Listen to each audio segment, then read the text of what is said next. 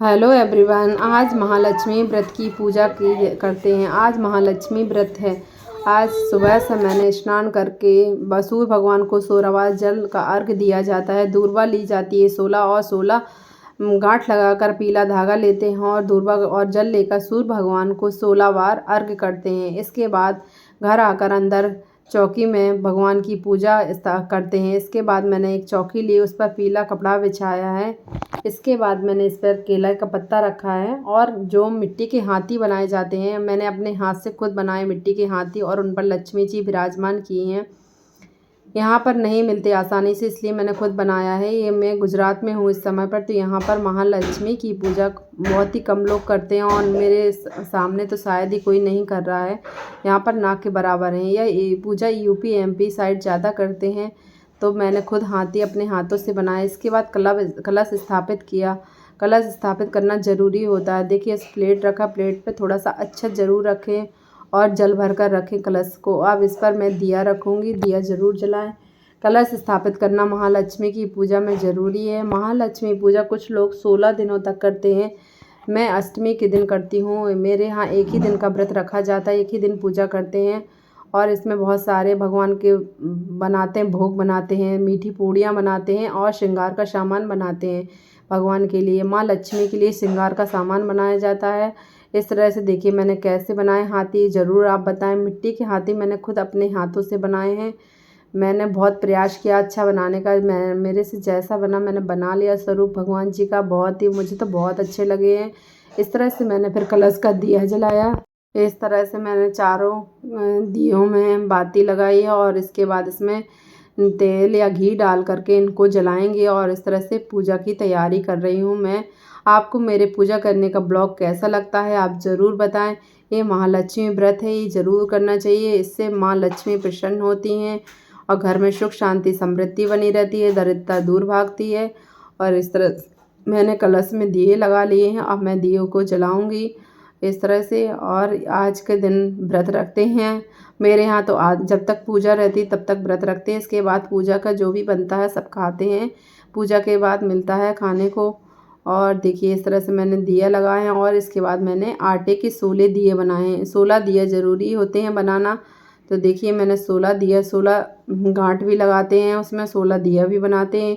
इन्हीं दियों से माँ लक्ष्मी और गज की हाथी की पूजा करते हैं, आरती करते हैं। इस तरह से देखिए मैंने बनाकर तैयार कर लिया और इसमें मैंने घी की बाती लगा दी है सब। और इसके बाद आरती के समय इन दियों को जलाऊंगी और इन्हीं से आरती भगवान माँ लक्ष्मी की आरती करेंगे।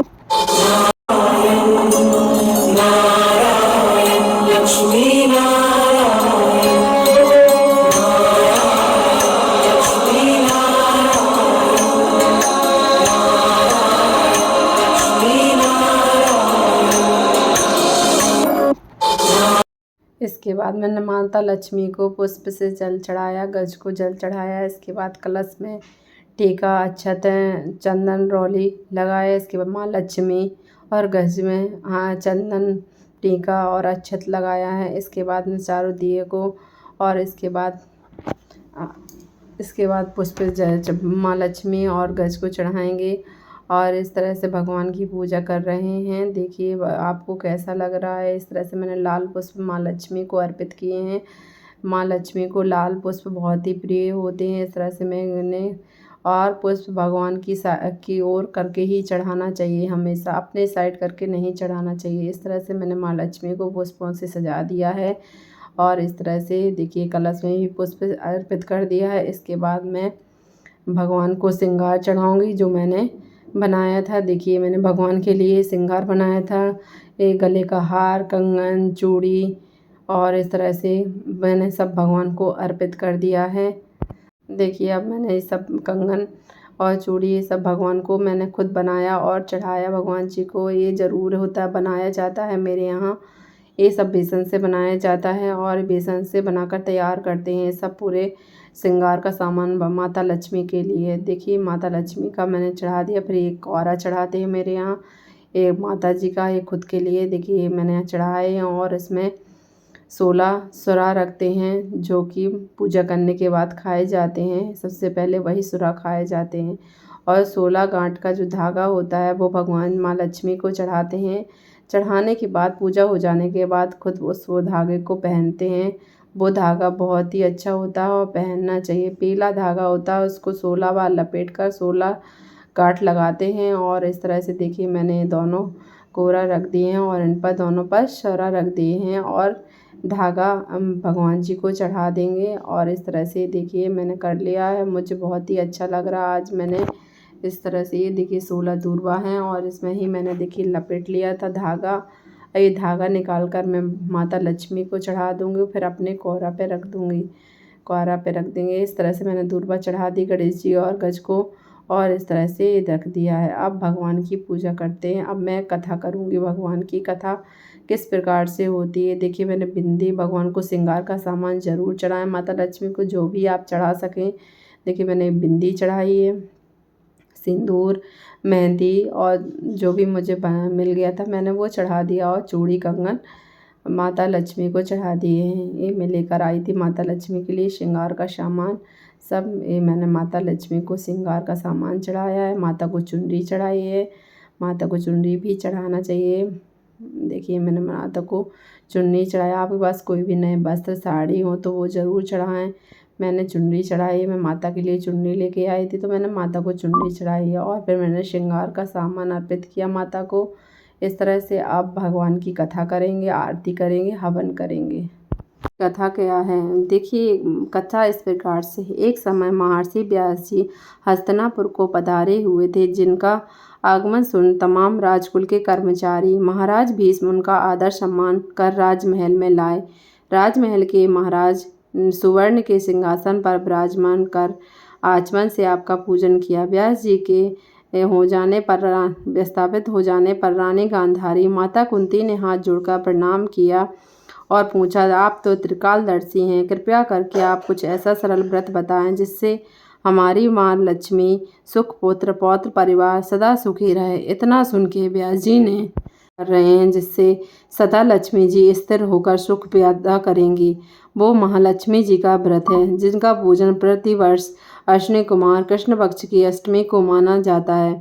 किस विधान से पूजन होता है यह विस्तार करके बताइए। तब महर्षि जी ने कहा कि यह व्रत भादौ शुक्ल पक्ष की अष्टमी से प्रारंभ करें। अष्टमी के दिन सुबह व्रत कर मन में संकल्प कर किसी जलाशय, कुएं या नर्मदा नदी में जाकर स्नान कर स्वच्छ कपड़े पहने, फिर ताजी दूर्वा से माँ लक्ष्मी को जल का अर्पण करें, देकर प्रणाम करें। फिर घर पर आकर शुद्ध 16 धागे का एक गड़ा बनवा कर प्रतिदिन एक गांठ लगानी चाहिए। इस प्रकार 16 दिन तक 16 गांठ तैयार कर अश्विनी कृष्ण पक्ष अष्टमी का व्रत रहकर मंडप बनाएं। इस नीचे मंडप के नीचे माटी के हाथी बनाएं और उस पर महालक्ष्मी जी की मूर्ति स्थापित करें और पुष्प मालाएं माँ लक्ष्मी और हाथी को अर्पित करें। इस तरह से इससे आपके घर की राजलक्ष्मी सदा स्थिर रहेगी। ऐसा विधान बताकर व्यास जी अपने आश्रम को प्रस्थान कर गए।